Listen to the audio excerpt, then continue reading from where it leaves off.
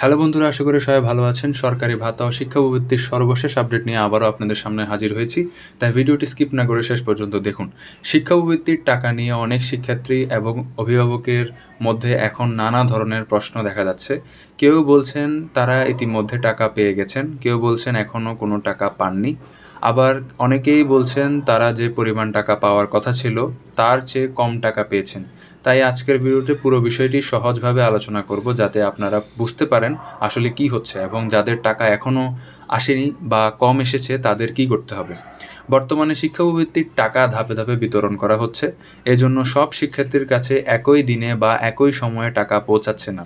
অনেক জায়গায় টাকা পাঠানো হয়েছে, আবার অনেক জায়গায় এখনও টাকা পৌঁছানোর প্রক্রিয়া চলছে। তাই কেউ টাকা পেয়ে গেলে আর কেউ না পেলে চিন্তার কোনো কারণ নেই, কারণ উপবৃত্তির টাকা পর্যায়ক্রমে শিক্ষার্থীদের কাছে পৌঁছানো হবে।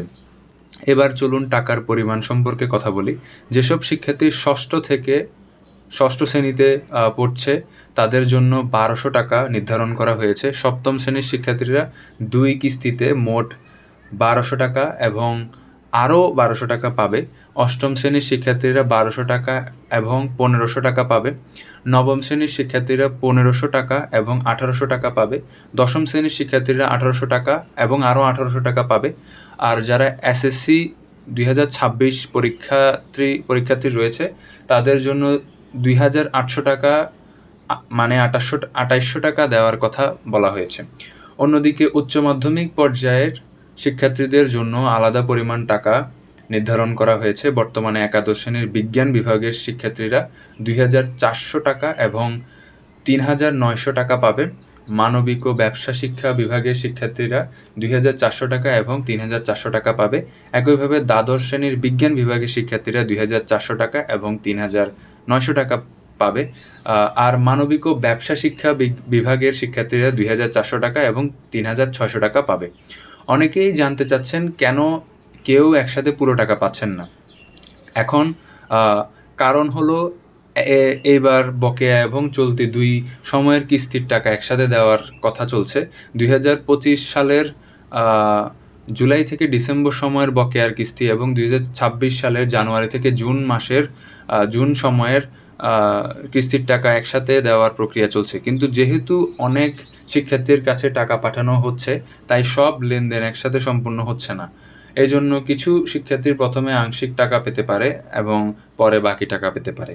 যারা ইতিমধ্যে কম টাকা পেয়েছেন তাদের জন্য গুরুত্বপূর্ণ বিষয় হলো, অনেক ক্ষেত্রে বাকি টাকা পরে পাঠানো হতে পারে। তাই কম টাকা পাওয়ার কারণে আতঙ্কিত হওয়ার কোনো আসলে কারণ নেই। কিছু সময় অপেক্ষা করে দেখতে হবে পরবর্তী ধাপে আরও কোনো টাকা আসে কিনা, কারণ বর্তমানে ধাপে ধাপে লেনদেন সম্পূর্ণ করা হচ্ছে।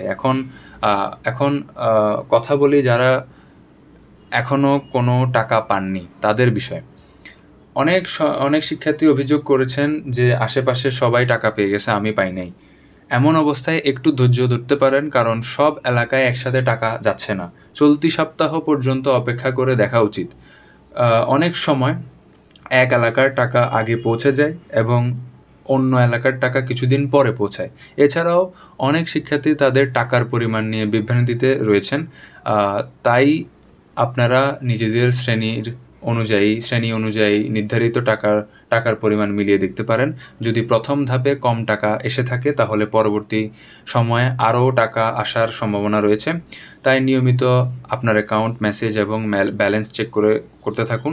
যদি এই বিষয়ে কোনো আপনাদের মতামত থাকে তাহলে অবশ্যই কমেন্টে জানাবেন। আজকের আপডেট এই পর্যন্তই। সরকারি ভাতা ও শিক্ষাবৃত্তির সর্বশেষ আপডেট সবার আগে পেতে চ্যানেলটি সাবস্ক্রাইব করে আমাদের পাশে থাকুন।